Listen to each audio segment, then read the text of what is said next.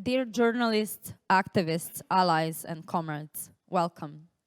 Thank you for being here with us and attending this very important event, presentation of the Jadar Declaration. In previous days, we have organized a set of international meetings to share our experience, knowledge, and struggles. Give that the problem of extraction, not only lithium, but many other minerals and natural resources, is both a local and global problem, so too must be its solutions.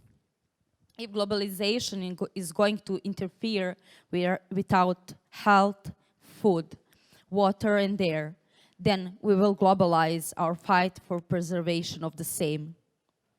This is a way of solidarity between people and countries who have been exploited in this moment. We feel that this is a great moment for establishing links between similar struggles in the other areas of Europe in the world. Our aim is to establish a network that will share information and act when the environment of any single of us is threatened. We don't share just our common enemies. We share also a common commitment to preserve the environment which we are part and to protect the most precious resources of the future, such as food, water, air, and soil. More about this you will hear from our guests from many different countries of the European world. Today with us, here is first Ramon Balcazar Morales. He is representative of an organization called Plurinational Observatory of Andean Flat Sols from Chile. Then there is Sheila Calicu Rodriguez from Extinction Rebellion from Portugal. Then here is Robin Zoma from Germany. She is representing an organization called Sand im Getriebe. Also here with us is Rafaela Leixo from organization Friday for Future from Portugal branch, who is devoted to battle against lithium in their country. Also we will have two online speakers. That would be Alejandro Palomo from Spain, who will represent the organization Salvamos la Montaña de Caqueres. And also via Zoom, Mariana Walter. She is from Environmental Justice Atlas from Argentina. Also, I have to present the organizers of this event, that is two local initiatives from Serbia. First is Marš Drine, and second one is Eko-društvena akcija, or Eco-Social Action. Here with us are representatives of this organization, Bojana Novaković and Aleksandar Matković. This meeting, I will start with one question for our all guests. I will ask them first to introduce themselves and later to tell us more about their organization and current battles that they are having in their countries right now. Okay. Thank you. Thanks for the invitation, for the attendance. So my name is Ramon Balcazar. I'm originally from Chile. I belong to this transnational network called Plurinational Observatory of Andean Salt Flats. It's a collective that was born in San Pedro de Atacama, close to Atacama Salt Flat, the origin of 26% of the lithium that is exported today. I'm also part of a network called Energy and People and Popular Power that gathers organizations, environmental organizations, communities, and unions, especially in Latin America. And we work also like on the intersection of the energy transition, or what we call the corporate energy transition, and a myriad of conflicts and social environmental issues. And I also work with the Free Flowing Rivers Network, which is also connected to the energy problem, let's say, especially due to the construction of dams in the Chilean rivers. So yeah, so I think that's basically it. Thank you. Dobro jutro. Hello, my name is Shaila. I'm an activist in Extinction Rebellion. It is an international movement focused on civil disobedience and also assimilatory processes as a way to lead us in this great difficult time that we are living. My organization is right now working directly with the populations of Barroso that are fighting 22 mines in this little region. And just for you to have an idea, this region has more than 60% of the biodiversity of our country. But it's not only the region of Barroso that is under attack at this moment. It's a fourth of our territory has been open either to prospection or to exploration of many minerals, not only lithium, but lithium is being used as a flag to explore these minerals in unprecedented ways. My organization, we believe in regenerative cultures and degrowth as ways to get to a solution. And we totally refuse the greenwashing that is being made by the institutions like the European Union and not only, and that are affecting all of these countries. Thank you. Hvala. Hello, my name is Robin and I speak today as a delegate of Sand im Getriebe Berlin, a German activist group that fights for a socially just and environmentally sustainable transition of mobility. And what is being sold in Germany as the way to go for a green mobility transition is the electric car. Replace it for your old gasoline motor and feel like you're participating in the mobility revolution.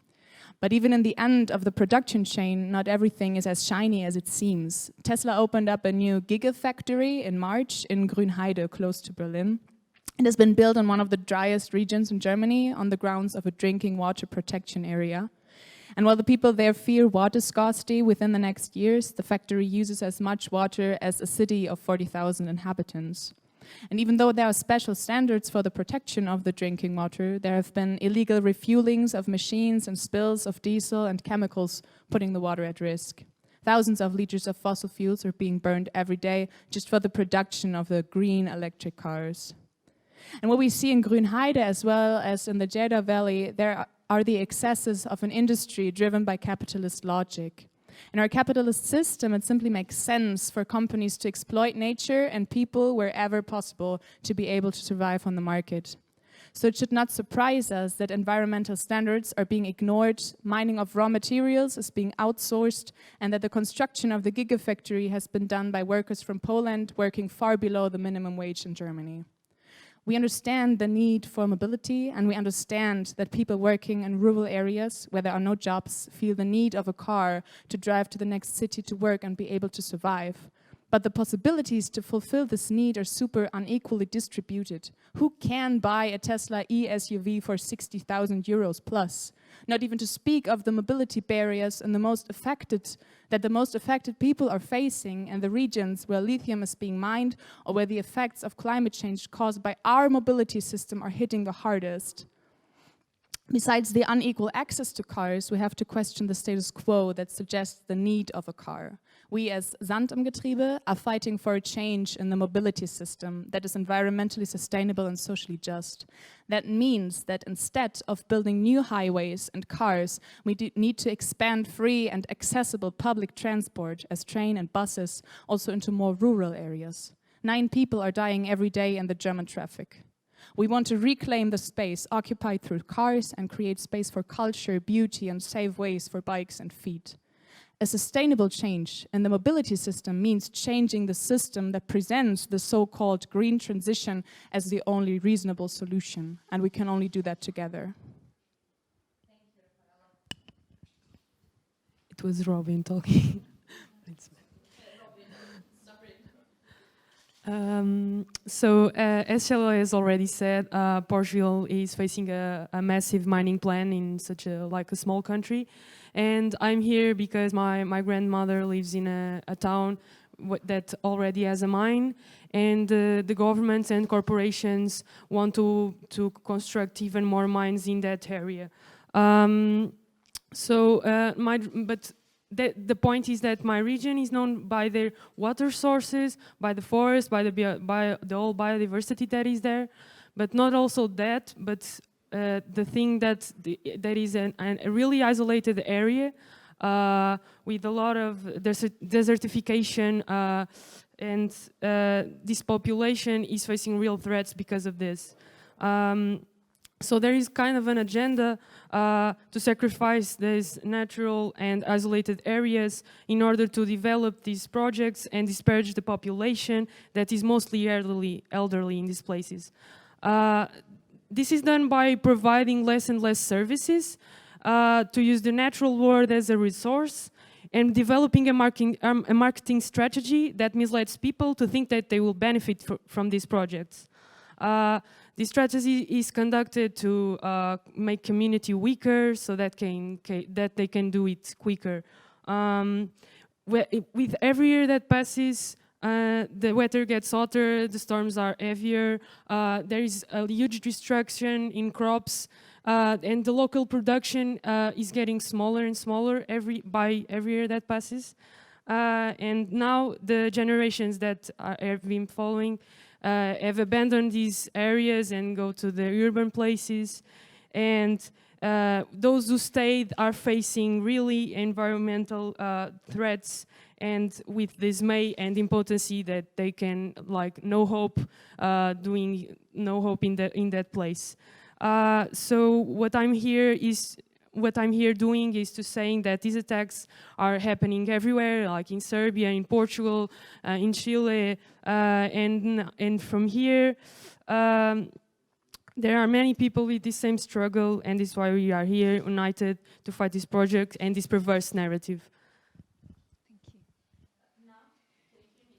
This microphone is on. Test. Yes? Yes? Yes. Test. Okay. Now I will ask our technical support to play us a video from Alejandro Palomo from Salvamos la Montaña de Caqueres, because unfortunately he couldn't make to be here.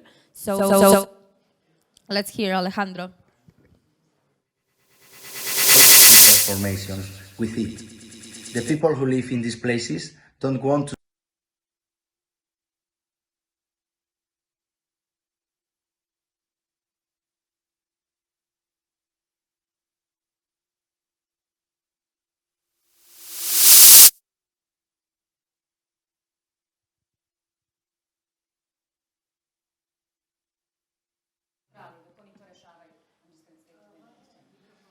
Kad sam išla, dala sam majice. Dala sam maštorine majice svim svojim prijateljima. Molim? Ne čujete me? Ko da me čuje? Ima stream. Dobro, a vi mi recite kad popravite. Ja sam hoću da vam ispričam neku anegdotu lepu. Kada sam bila u Australiji, dala sam majice, ove marš Sadrine, svim glumcima sa kojima radim, dizajnerima i tako. I probala sam da im objasnim šta to znači, jer to je jako onako poznato ovde. I ja i njima objašnjavam oko marša, oko pesme, oko ovoga, šta marš znači i tako. I na kraju sam im rekla, to je kao get off the Drina. I oni kažu, ne, ti to trebaš da prevodiš. Get the fuck off my river. Tako da sada se tako prevodi marš Sadrine, get the fuck off my river.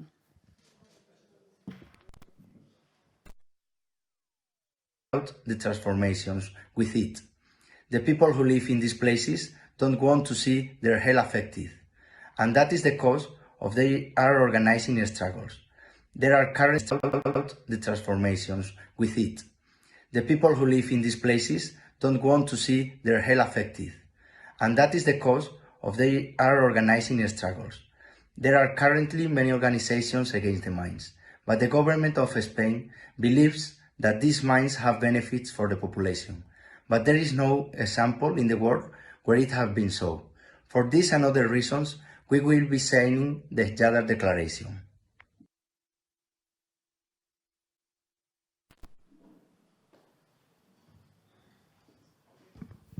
Okay, thank you. Please can we see right now Mariana Walter? She will be here with us, but via Zoom. She's from an Environmental Justice Atlas, and we should see her any moment.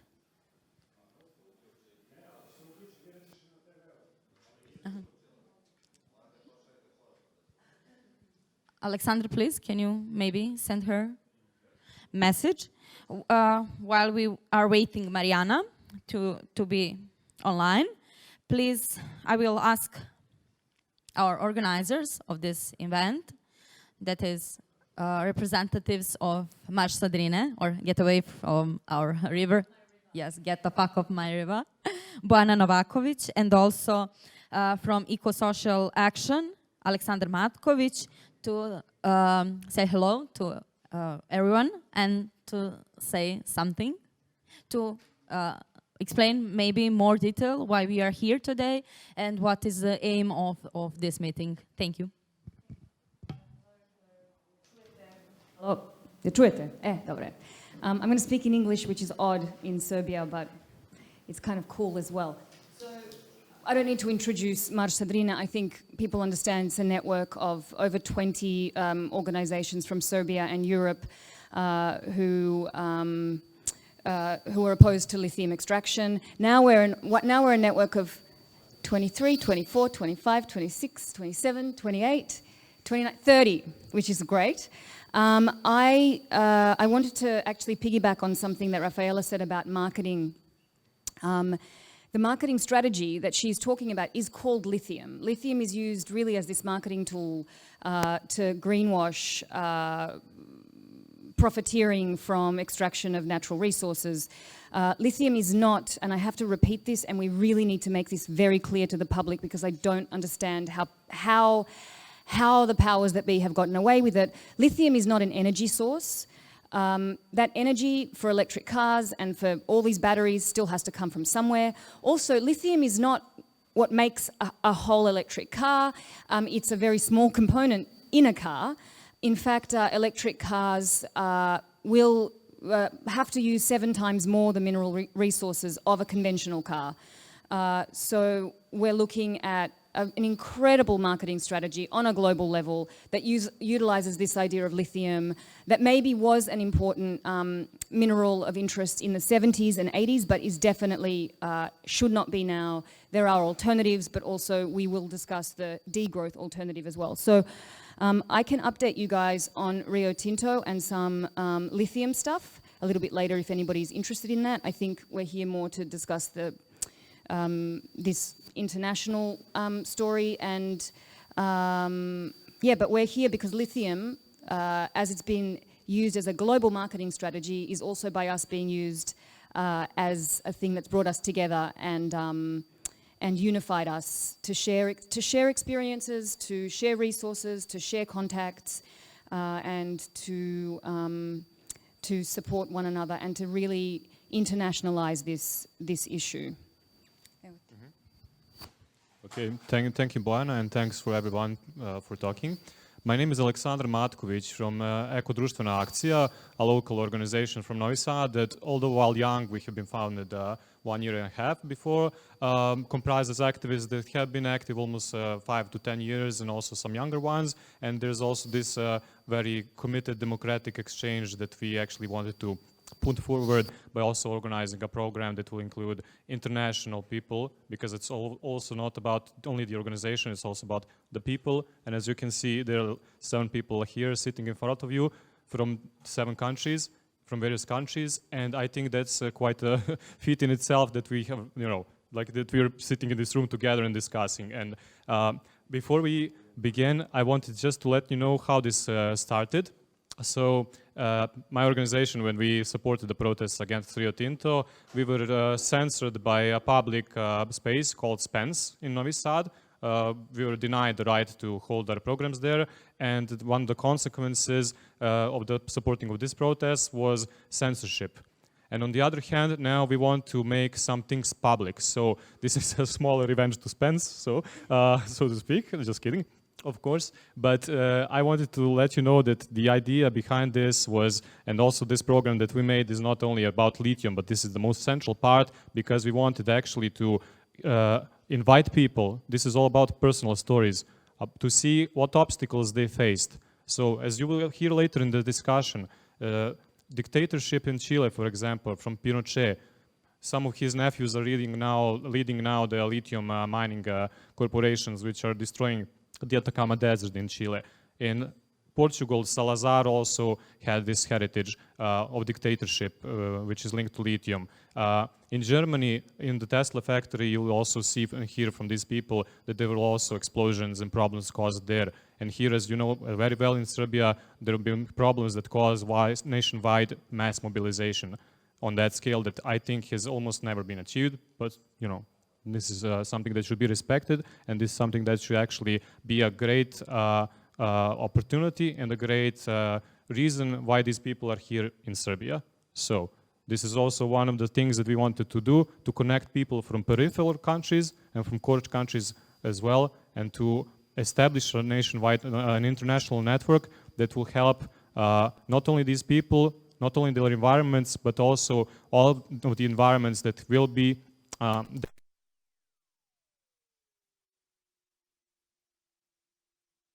one of the reasons why this international network is important in itself. I won't talk too much about it. We'll go to that question in the discussion, and I will now give the word to Mariana. So. Hello, Mariana. Can you hear us?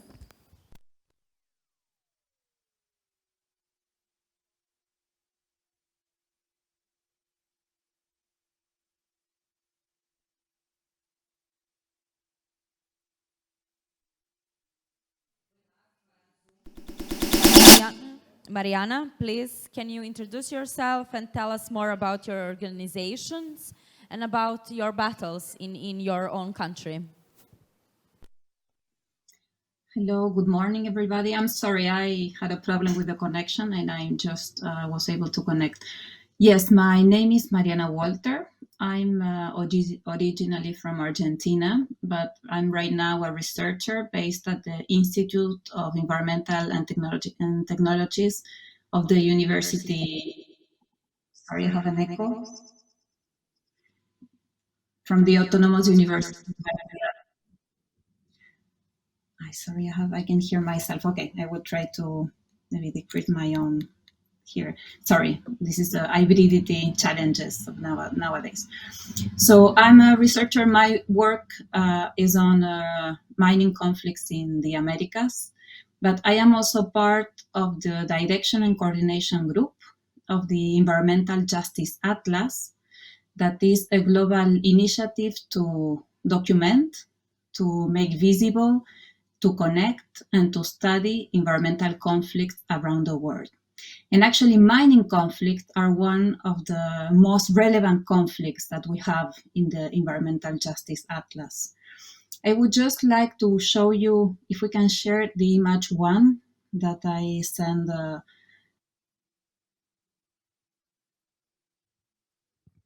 Mariana, we cannot hear you in this moment. Maybe you are muted. No, I'm not. Can you hear me now? Yes, we can.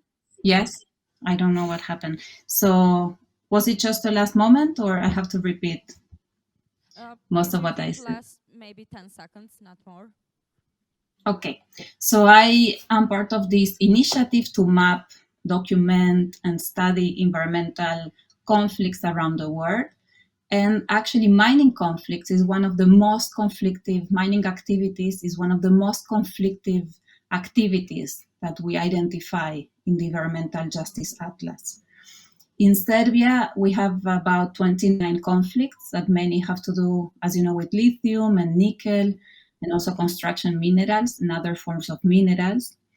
And we also have recently done research with communities in the Americas, from Canada to Argentina, identifying conflicts related with minerals and metals for the energy transition, like lithium, also copper, graphite, but we also identify many conflicts related with nickel, rare earths, and many other considered strategic metals and minerals.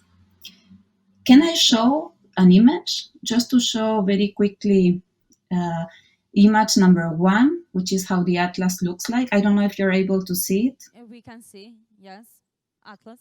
So each one, so all these points are conflicts that we have documented with different local actors. And this is an interactive map. So it's also an invitation for the present audience to visit the map and read more about all these conflicts. And thank you. Yes, this is the atlas. And if you can see below on the right, we have developed a specific map in the Americas on conflicts related with strategic metals and minerals. So if you see the image 2, number 2, let me see if I can. Now I can see the image 1, but I don't know if you see the image 2. Sorry if this is. Right now your atlas. This is now second. Exactly. So this is an interactive map we developed with Mining Watch Canada and about 25, about actually like 50 different organizations in the Americas from Canada, US, Mexico, Ecuador, Peru, Bolivia, Chile, Argentina, Panama, among others, where you can, in this interactive map, what you can see is that actually conflicts related with strategic metals and minerals are not isolated, are emerging all around the world. And in this case, we analyzed in particular with communities these struggles in the Americas. And we have found many shared impacts in all these struggles. It's an invitation to visit this interactive map, which you can see here on the top, the link.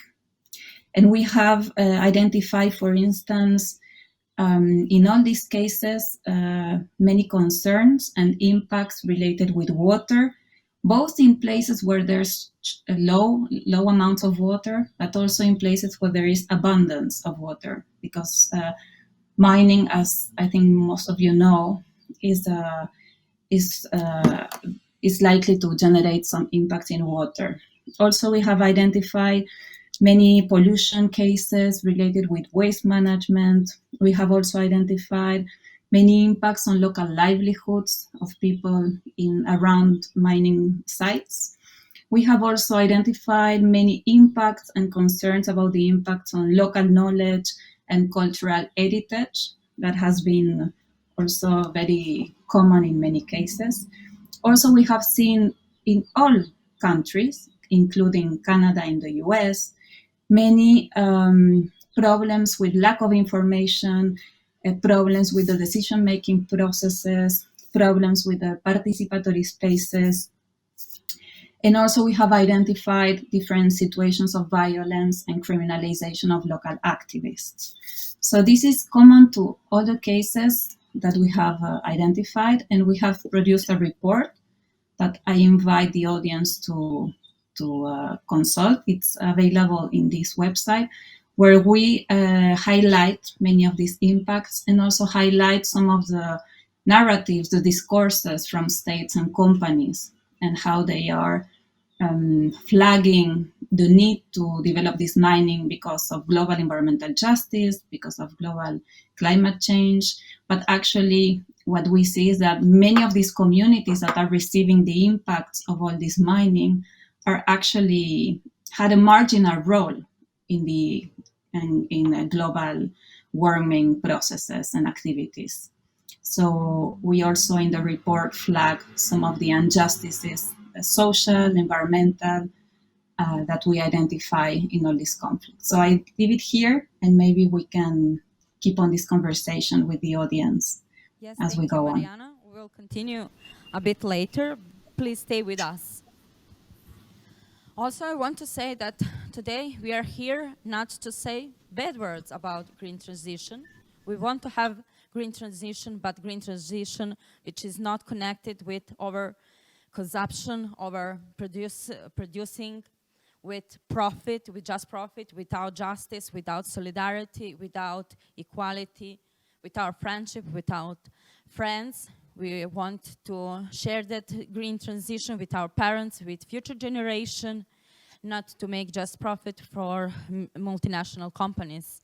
We see green transition as a degrowth, as a place where we can be equal, where can we where all of us can be stakeholders, participants, with the same rules and same aims. I want to ask our guests, what were the main reasons why you came here? And what does this declaration mean to you? We can start from Ramon and then go one by one. I think it's, yeah. Yeah, so actually, well, I'm here because, well, like the purpose of OPSAL and my work, activism, and research, it's to connect, right? So we've been working for 2 years in a working group around lithium within the Just to Life, Not to Mining network already. Actually, yesterday we were speaking with Mirko, right? And yeah, so after the pandemic, or the worst part of the pandemic, because it isn't over, of course, we kind of like tried to meet in person, to meet with people. Actually, we released a communique. It's in the website of the network. It was released like more than a year ago, I think. And we wrote that collectively with organizations from Portugal, also from Cáceres in Spain, from Serbia, of course. And we said like, yeah, we need to do this. And then we received this invitation. And I think that today we are kind of like facing the complexity not only of extractivism, but also of the impacts of climate change, right? And the crisis, this global crisis, which is a systemic crisis. That gave us maybe a sense of like globality, you know, like we are all like vulnerable to these impacts, but still we need to understand that the most vulnerable peoples are the rural communities, indigenous communities, and among them, women actually. So, so I think that this is very important, and this is probably what is making us like to find each other, to connect. Actually, I know Mariana also, we collaborated with the EG Atlas in this project that tries actually to show how the so-called green transition is actually reproducing the conflicts. And actually we faced actually the challenge of trying to understand what are the social actors, corporate actors, the regulations in place. And in most of cases, the problems are actually quite similar. And also something very interesting that our comrade from Berlin actually told us yesterday, the same injustices are being reproduced also in the so-called global north. And actually I was also in Berlin, in Brandenburg, in this gathering last weekend, and there is also this periphery, you know, also in Berlin, in Europe, Eastern Europe, Southern Europe, rural territories. So at the end of the day, also we see that extractivism is directly connected with growth, and growth has been imposed as the main indicator of development. Development as equals, like equaling, right, well-being. So there are other narratives that come from the territories, especially from Latin America, but not only from Africa, Ubuntu, in Latin America, Buen Vivir, now in Colombia we hear about Vivir Sabroso, which means like living tasty. And 2 weeks ago in the Claxo conference in Mexico City, we were in this workshop of social, environmental, and climate justice, and a group of activists and researchers came up with the concept of like vivir bien sabroso, like uniting, like vivir bien, buen vivir, vivir sabroso, you know. And when Francia Marquez was asked by a probably fascist journalist on TV if living sabroso was living in a big house, in a palace, like provided by the government, she said no, like living sabroso is living in safety, feeling safe, you know. And maybe that's what we need today, just to feel safe in the middle of this, in this crisis and in this chaos. So maybe just to finish, I think it's also quite interesting to meet comrades here and to see how connected we are actually, how we are actually from so many different backgrounds, and we have different occupations and different preferences. Sometimes, I don't know, like in vocational preferences, but we are here in the same discussion, and I think this is amazing, like corporations and governments gather and connect to, you know, to provide like the conditions for the markets, for international investment and extractivism at the end of the day, for accumulation, right? So it's interesting how the geographies of extraction or dispossession connect in response to the connections that exist among the geographies of accumulation. This is very interesting. So just to finish, I think that it's important also, and one of the reasons I'm here, responding to your question as well, is the need actually to identify how greenwashing is being used not only to sell cars, of course, like this is also very important, how we are greenwashed like all the time, like the markets are greenwashed and our brains as well, but also mining is being greenwashed. So here you're resisting mining, and I really admire that. In other countries, unfortunately, in other territories, mining is already there. I actually agree with Mariana that you should go to this map. It's very interesting. You will see so many conflicts, but you will see in some cases that, like in Atacama Salt Flat, mines are there, like are being there for 30 years, and they were installed during the dictatorship, so nobody was asked about it. Indigenous rights were not even recognized at that time. They were non-existent, right? Invisible for the state. And people have to deal with these mines today. And so the mines are also like doing this greenwashing with environmental, social responsibility initiatives, now financing cultural programs, indigenous language, women's, actually now the purple washing, and what I call also the Wipala washing, like the Indian indigenous people's flag. It's also, you see? So it's like at some point, it's even the destructive activities that are being greenwashed. And the last is how we are connecting, and I'm so happy for that because I also lived and studied in Europe at some point before deciding to go to Atacama and work on this. It's degrowth. So I'm very happy that we are connecting post-extractivism with also degrowth perspective of the whole issue. Also always from a climate justice perspective, which needs to recognize the environmental debt, for example, and many other ideas actually that come from people who work in or people who actually started the Environmental Justice Atlas, environmental debt, and how the grassroots environmentalism is so important here. So yeah, thank you. Thank you. Sheila, last night you had very motivating speech for all of us. Thank you for that. Please. But can you tell us what does this declaration means to you and to your organization? Well, is it working? Yes, okay.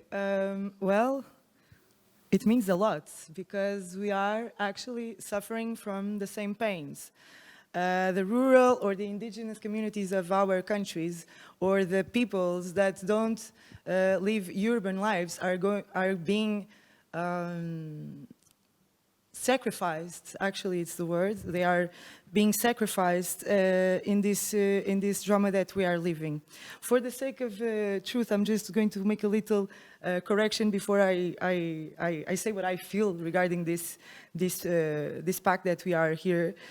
Just regarding that, it wasn't Lithium wasn't on Salazar's program. That is on Antonio Costa. That's our prime minister name. That is his government and the previous government's plans. In the time of Salazar, it was more Wolfram. That being said, I'm going to move for why it is so important for us in Portugal and in my collective and the collectives that I am, not only XR but also Minas now, not two mines, that we are here. It is very inspirational to see what you guys did here in Serbia, what you guys are doing here in Serbia. We have deep respect for what you are doing, for what you represent. You know, Bojana and we have been talking since January. We have been establishing real connection, real relationship since January, also with Extinction Rebellion Serbia. And why did we start this? At least for me, I was very eager to understand how was the process here, and how can we share pains, share knowledge, share strategies, because if the elites, the global elites, if they can organize internationally to plunder our communities and our lands, then so can we. And this gives me such hope. And we don't have, it's difficult to have hope in these times, because we are living the most difficult crisis that humanity and the planet, which is to say the same because we are nature, has ever faced. The feedback loops are happening, the current of the Gulf is changing, the Arctic is burning, Amazonia has been burning for years now, and how are we going to accept that destroying the rest of biodiversity and the guardians of this biodiversity, the people that have non-urban, non-westernized lives, or at least that have some connection still with the land, the food, the water that we need for living, how are we going to accept that it's through the destruction of the natural world that this great solution called green transition that has nothing of green, maybe only the green is maybe the capital, I don't know, because there is no such thing as green mining, there is no such thing, you can't call destruction the salvation of humanity. Our countries, not even countries, our populations, these populations that are suffering these attacks, they are being used in this mega scale marketing scam, like Bojana said. And in our cases, in the European context, this is being funded and subsidized indirectly by the European Unions, by the potencies inside the European Union, like France, like Germany, that need very fast to change their automobile park, and that are already and will keep on profiting if we let them. So for us, it is very important to build alliances, build trust, because this is going to be a very long fight, that we have to be together, that we have to be in mutual aid with each other, that we have to be in solidarity, true solidarity and true radical care with each other, because we don't know how is this crisis going to be in 20, 30 years. What we know is our lands, our communities, life itself is under attack, and we cannot let this pass. Hvala. Thank you. Robin, you're come from Germany, leading European country, if we are talking about economical development. So how do you see that economical and environmental injustice in your country compared to this, let's say, underprivileged countries like Serbia and other countries in the world and Europe? Yeah, thank you. So when I started to get engaged into climate justice activism, it was because of a feeling of pain, sadness, and rage. And this rage wanted to direct towards someone. But over the time, I realized that the true enemy is not a specific company which is more ruthless and greedy than other companies. I realized that the real problem is capitalism, the system that makes it somehow reasonable to destroy and exploit the earth, each other, and ourselves. This system cannot be isolated in one concrete struggle. In contrast to the capitalist logic where I can only win if others lose, in the battle against capitalism, I can only win if we all win. Because as long as capitalism endures, we're all at risk, and every battle won only gives us short time to breathe before the next capitalist attack. So I'm here because we're fighting the same battle, even though we're faced with so different conditions in which we are fighting and levels to which we are affected. Which brings me to another reason why I'm here today. The precondition for the booming car industry in Germany is and has always been the exploitation of people and nature in other parts of the world. Following the colonial continuities, we import raw materials and create and consume the shiny output. So if we talk about the problems in Germany which exist, there is this responsibility to connect them to neo-colonialist patterns that we are still profiting from in a weird and not chosen way, but we do. Also, how we see and understand things is very marked by a Western way to think, which we can't overcome by simply deciding to do so. So we are here to exchange views on the problems, strategies to fight them, and imaginations on how a truly free world could look like. So hopefully we will get a better idea of how we can support each other in our local struggles and also get some inspiration for our own fights. We can learn so much from each other while fighting hand in hand against the capitalist, colonial, patriarchal machinery in the shape of transnational corporations, neoliberal states, and even ideologies in our own heads. We sign the Jadar Declaration because we believe in the interconnectedness of our struggles and that we are stronger if we fight together. Thank you. Rafaela, please explain now why you are here.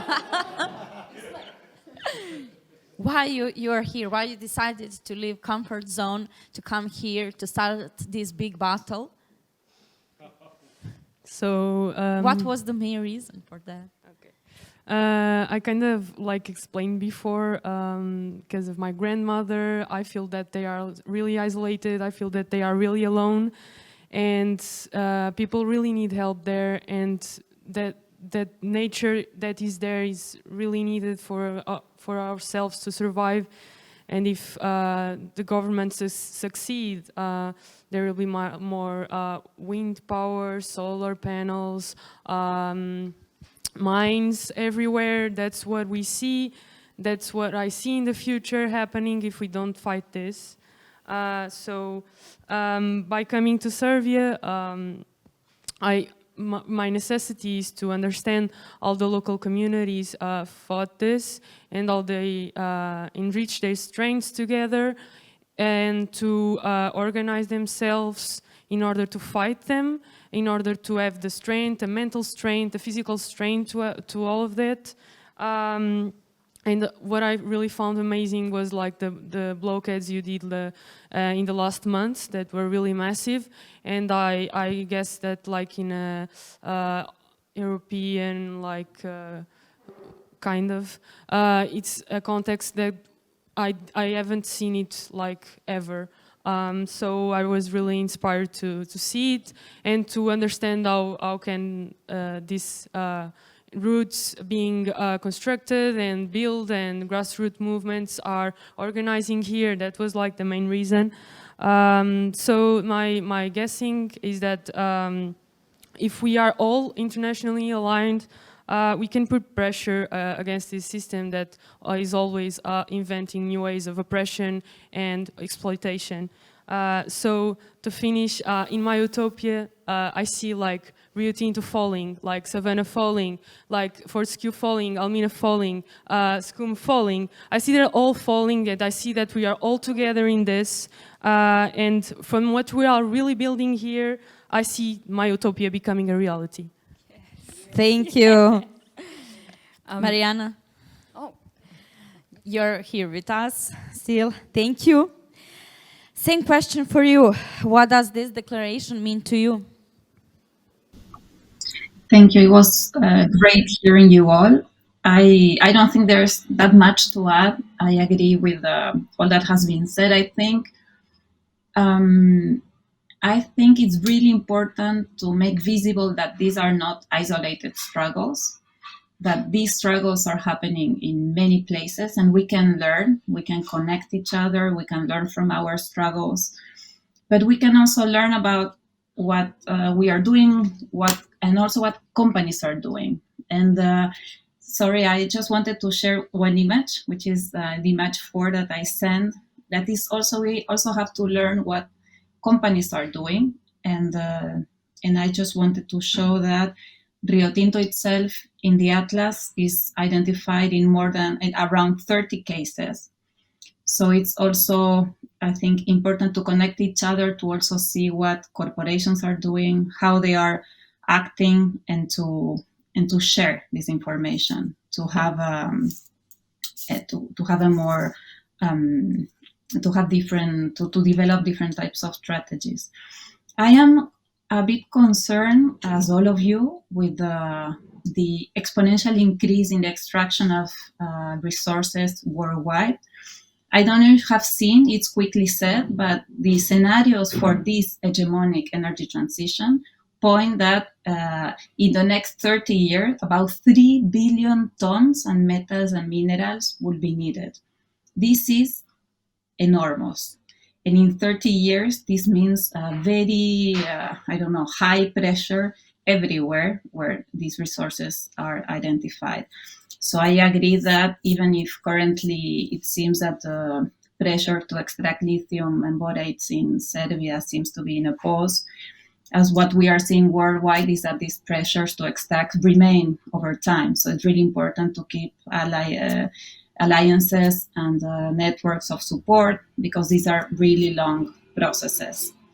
And we need to make visible all these struggles worldwide and all the impacts that these activities have, because there's a greenwash, as many of you were pointing also on how mining is. There's nothing greening about mining. What's actually happening is that the quality of deposits worldwide is going down. And this means that actually mining has more impacts, because more energy, more water, more resources are needed to extract metals and minerals. So actually we are going in the opposite direction to a more green mining because of the characteristics of the resources themselves. So this is also quite concerning. So I think these efforts to connect each other, learn from each other, and support each other are of main importance for us as concerned actors and also in struggles, but also to make visible and to challenge all these greenwashing and green mining discourses that when you go to the field, you can clearly see that have not real connection with what's actually happening on the ground. I just want to say something for public. This Jadar Declaration is not just document against lithium. This is document which makes our battle official, our global battle official, more connected. This is document of solidarity. This is document of friendship. This is document of love and support. This is document which connects all of our countries and people who live inside. All people, no matter skin color, race, religion, or anything. All of us, we have rule to have clean water, to have clean air, to have soil, to have healthy food. And on the first place, we have right to be healthy. So this document is not about lithium, it's all about solidarity. Now, I want to ask you, journalists, do you have maybe some questions for our guest? Okay. Okay, when I just wanted let them, then you. No. But okay. No. I have to say this because actually I need to speak to journalists about how important this is. So we need you guys to start asking questions when you interview politicians and when you interview the company and when you interview these powerful forces that are marketing the profit system as green. And I think you almost said this, but the only thing that's green about the green transition is the money. And I think, please, I beg you to start questioning the paradigm. So when we speak about sacrificial zones, and this is to answer why we're signing this, when you speak about sacrificial zones, and when the European Union says, well, we need sacrificial zones because of X, Y, Z, because this many people are going to benefit, and it's okay if these people lose out, ask them why they're not sacrificing plastic. Ask them why they're not sacrificing wealth. Ask them why they're not sacrificing the military-industrial complex. Ask them why they're not sacrificing all of the minerals and the resources that go into these profit-making waste machines that abolish clean water, air, food, soil, and why the most rich resources, and I don't even want to call them resources because that puts an economic value on them, are being destroyed at the expense of a profit industry that is eating its own head. It is very apparent that capitalism is going to eat its own head. It's a self-destructive monster. And I think I'm going to answer your question with a question. If this was in the 80s and you had a chance, all of you in this room, journalists, politicians, there was a politician here and he's left, and I really wanted to stress this. We can't start digging lithium in Serbia. What do you think today you would have done if you saw oil and you went cha-ching? The rhetoric of this is like, you guys can be like Saudi Arabia. Firstly, that's bullshit. We would be like the Congo. We would be as rich as the kids digging up diamonds in the Congo.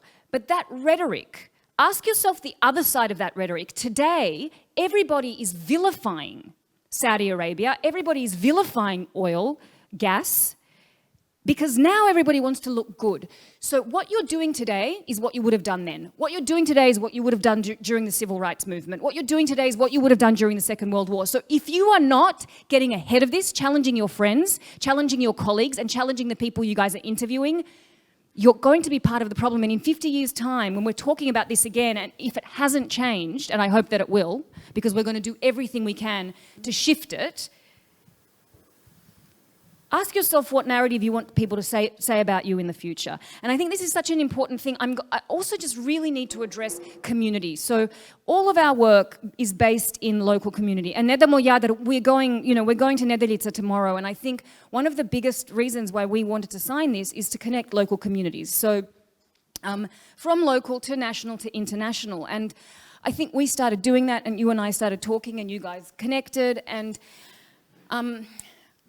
we need to start empowering our local communities because, number one, they're very smart, very, very smart, and they know what needs to be done. They don't have the resources to share those stories ahead. And I think putting local communities front and center, giving them the microphone, and again, I ask politicians to do this, please, and I ask even civic leaders to do this.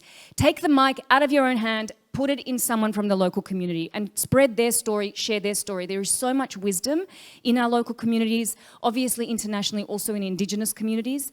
I think that's part of why we wanted to sign this. And on a personal level, there is an attack on our mental well-being. Like, these companies know what it feels like to be an activist. They understand this is fucking stressful. Some of us have to take anti-anxiety medication so we can sit here and talk to you. Some of us can't help crying.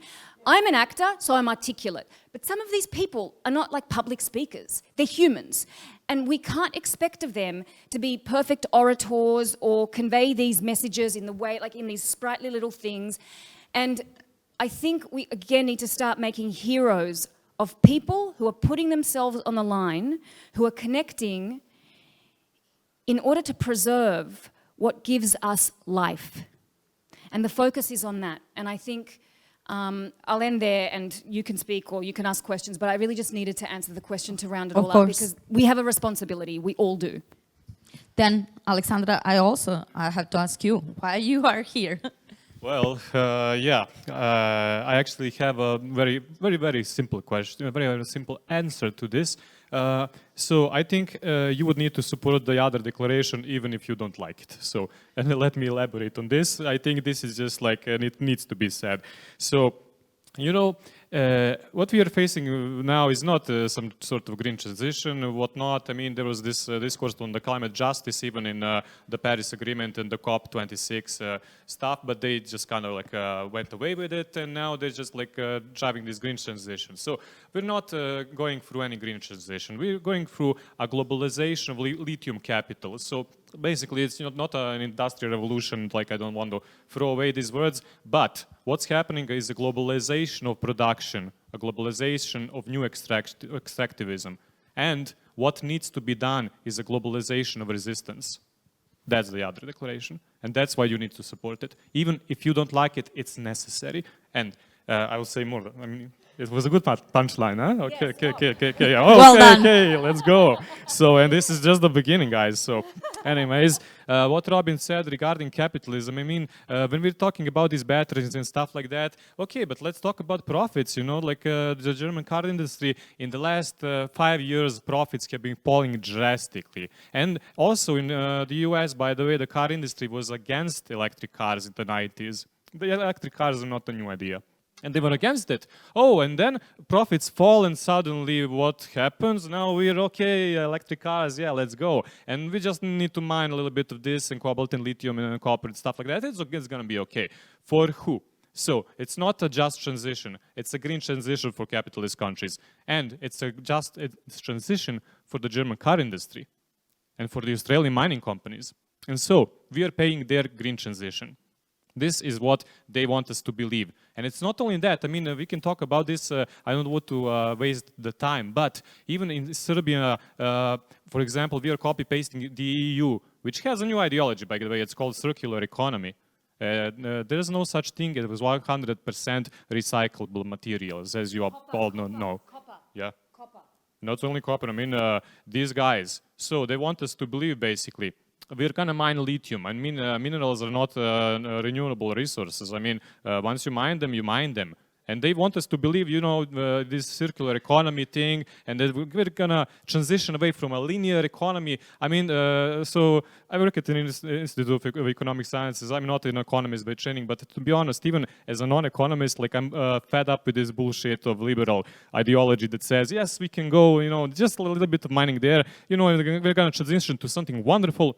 You can call it circular economy, you can call it green transition, you can call it, you know, the Queen of England if you like it, but it is what it is. It's capitalism, and it's falling profits, and we're paying fucking falling profits by ourselves, making ourselves subject to these companies wherever they may come from. And I just wanted to add why we are here. I mean, if you look at what's being happened, so 2018 in Chile you have protests, 2019 in Portugal, 2021 in Serbia. What's happening? A globalization of resistance. And this is necessary. This is the next necessary step in the globalization of resistance, because otherwise, if you want us to leave, you know, this green transition to the companies, then let's all, you know, just like take a break, go buy a beer, you know, drink some juice and, you know, have a good day, okay, and goodbye. We can either do that or we can do this. Yeah. No, we can either do that. Oh, yeah, but you know, you will have more juices if you sign the Jadar Declaration in the end. You know, that's also, you know, like kind of, if you stop these companies, you know, listen to this logical. If you stop the companies from exploiting, you will have more money. Because, I mean, who the fuck wants to work for a company that's gonna pay you 100 euros now, and in the next 10 generations you won't have anything while they're going to have the profits. It's best to leave this thing on the ground and actually fight against international monopolies. Not only Rio Tinto, as Mariana was saying, Rio Tinto has 23 struggles all over the world. At this moment, we have been one of the most successful against it. Anyways, I wanted to add that this is a necessary step, that by necessity we need to oppose this, otherwise we will be eaten by this. And when Bojana said that the capitalism will eat its head, it will, but it will also eat us if we don't, you know, like do anything. And just to one last thing, Bojana published a paper a couple of months ago, one of the documents actually, that says that Rio Tinto, just an example, was arguing with Serbia. It made a deal to mine lithium in the next 99 years. This means that the entire fucking 21st century will be marked by lithium. So that's why of all the struggles, this will be the struggle that you need to start from. You need to necessarily support it, even if you don't like it, even if you have whatever ideas, you need to support it, because otherwise, I mean, to use a very capitalist word, there is no alternative. So, thank you. That's it. Thank you, Alexander. Now we are going back to questions. Is there any question for our guest speakers?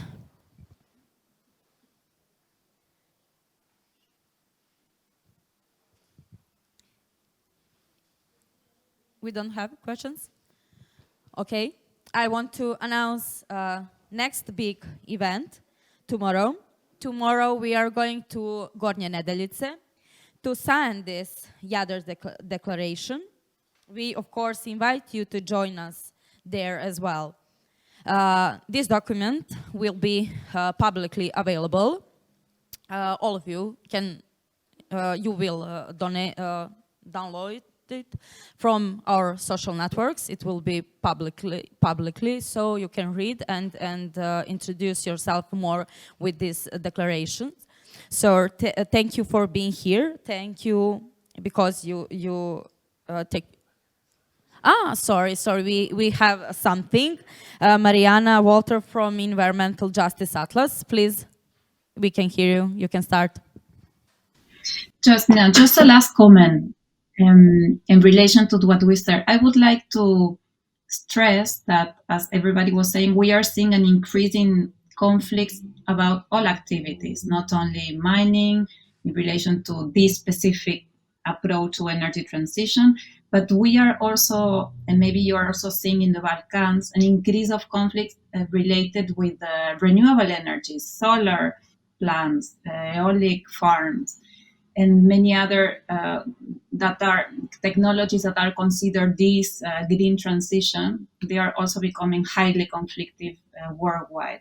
So we are having tensions in all the chain in relation with this specific energy transition and other activities. I would like to highlight this point. So we also put in tension all these other points in the energy transition, all these other activities related with this specific energy transition.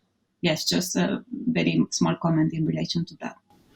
Thank you. I also want to say that this is not ending. This is just beginning. Now we have 30 organizations connected with this declaration, and in next month we will have a bigger number.